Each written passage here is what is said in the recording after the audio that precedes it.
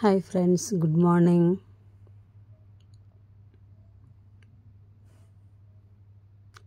పులికి గురువు, పిల్లే గురువు. సరదా జానపద నీతి కథ డాక్టర్ ఎం హరికిషన్ గారు రచించినటువంటిది. మనం ఇప్పుడు చదువుకుందాము. చదువుతున్నది కరుణాసిరిమణి. ఒక అడవిలో ఒక పులి ఉండేది. అది చాలా బలంగా ఉండేది. పెద్ద పెద్ద గోర్లు, పదునైన పళ్ళు ఉండేవి. అది గాండ్రిస్తే చాలు జంతువులన్నీ భయంతో వణికిపోయేవి. కానీ ఆ పులికి వేగంగా పరిగెత్తడం రాదు, నేర్పుగా వేటాడడం రాదు, కొండలు గుట్టలు చటుక్కున ఎక్కడము రాదు, చలాగ్గా తిరగడం రాదు. బరువైన ఒంటితో నెమ్మదిగా కదిలేది. జంతువులు అది కనబడితే చాలు అందకుండా పారిపోయేవి, దాన్ని వెక్కిరించేవి. దాంతో దానికి సరి అయిన ఆహారం దొరికేది కాదు. చాలాసార్లు ఆకలితో నకనకలాడిపోయేది. దాంతో పులికి తాను కూడా మెరుపు వేగంతో కదలడము, వేటాడడం నేర్చుకోవాలి అనుకుంది. అప్పట్లో పిల్లులు ఊర్లల్లో ఉండేవి కాదు, అడవుల్లోనే ఉండేవి. ఇవి చిన్నగా అచ్చం పులుల లెక్కనే ఉండేవి. మెరుపు వేగంతో కదులుతా కళ్ళు మూసి తెరిచేలోగా ఆహారాన్ని వేటాడేవి. చెట్లు పుట్టలు కొండలు గుట్టలు ఏవైనా సరే క్షణాల్లో ఎక్కేసేవి.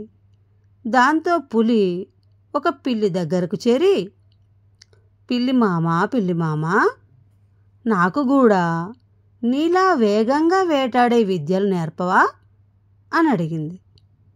దానికి పిల్లి భయపడతా, అమ్మో, నీకు నేర్పాలనా? నేర్పిన తర్వాత నువ్వు నన్ను కూడా తినేస్తే అనింది.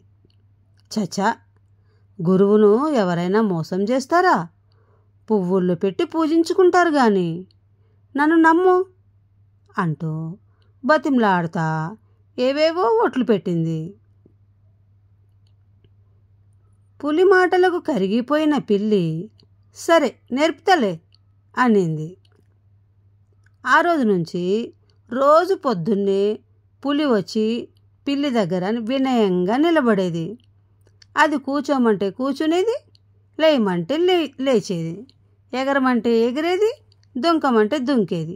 ఏది చెబితే అది, ఎలా చేయమంటే అలా చెప్పిన పని చెప్పినట్లు చేసేది. దాంతో పిల్లి తనకొచ్చిన విద్యలన్నీ నేర్పసాగింది. అట్లా కొద్ది రోజులు గడిచేసరికి పులికి అన్ని విద్యలు వచ్చేసినాయి. చప్పుడు కాకుండా నడవడం, వెనుక నుంచి ఎగిరి మీదకు దుంకడం, మెరుపు వేగంతో జంతువులను వేటాడడం, కొండలు గుట్టలు ఎక్కేయడం నేర్చేసుకునింది. ఆఖరికి పిల్లి కన్నా వేగంగా పరిగెత్తడం కూడా నేర్చేసుకునింది. పులికి అన్ని విద్యలు వచ్చేయగానే ఒకరోజు పిల్లి, అల్లుడు, నీకు ఇంకా నేను నేర్పాల్సినవి ఏవీ లేవు. ఈ భూమి మీద నీకన్నా వేగంగా చురుగ్గా కదిలే జంతువు ఏదీ లేకుండా రోజు సాధన చేయి, ఇక వెళ్ళిరా అనింది. పులి చిరునవ్వుతో పిల్లి వంక చూసింది. పిల్లి నిండుగా నున్నగా బలంగా కొవ్వు పట్టి కనిపించింది. దానికి నోరూరింది. ఇంతవరకు అడవిలో ఉండే అన్ని జంతువుల రుచి చూసినాను, కానీ పిల్లి మాంసం మాత్రం ఎప్పుడూ రుచి చూడలేదు. ఇక దీనితో పని లేదు కాబట్టి ఈ రోజుతో ఈ కోరిక కూడా తీర్చేసుకోవాలా అనుకొనింది. అంతే, ఒక్కసారిగా ఎగిరి పిల్లి మీదకు దుంకింది.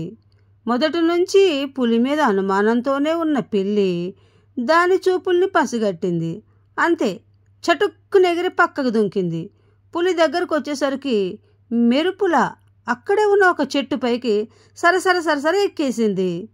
పులి కూడా వేగంగా చెట్టు దగ్గరకు వచ్చేసింది, కానీ పైకి ఎక్కలేక కిందనే నిలబడిపోయింది. ఆ పిల్లి నవ్వుతా, నీ గురించి నాకు ముందు నుంచి అనుమానంగానే ఉంది. నువ్వు నాకన్నా బలవంతురాలివి, అందుకే అన్నీ నేర్పాను కానీ చెట్లు ఎక్కడం మాత్రం నేర్పలేదు. గురువులకే పంగనామాలు పెట్టే నీలాంటి శిష్యుల పట్ల ఆ మాత్రం జాగ్రత్త లేకుంటే ఎట్లా అనింది. పులి కోపంతో చెట్టును వాడి గోళ్లతో రప రప రప కొట్టింది. గాండ్రు గాండ్రుమని గాండ్రించింది. సరే, ఎంతకాలం అట్లా పైపైన తప్పించుకుని తిరుగుతావో నేను చూస్తా.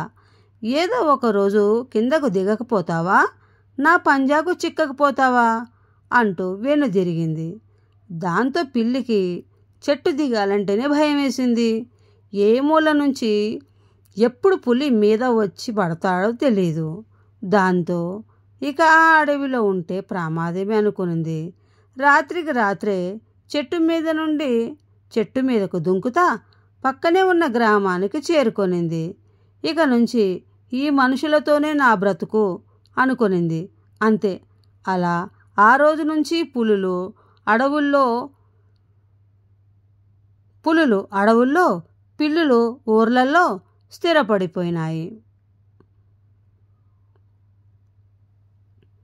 ఓహో, అందుకేనా పిల్లులన్నీ మనుషుల మధ్యలో ఇండ్లల్లోనే ఊర్లలోనే తిరుగుతాయి, అదే పులులైతే అడవుల్లో తిరుగుతాయి. ఇదన్నమాట కథ, దీని వెనకాల ఉన్న కథ.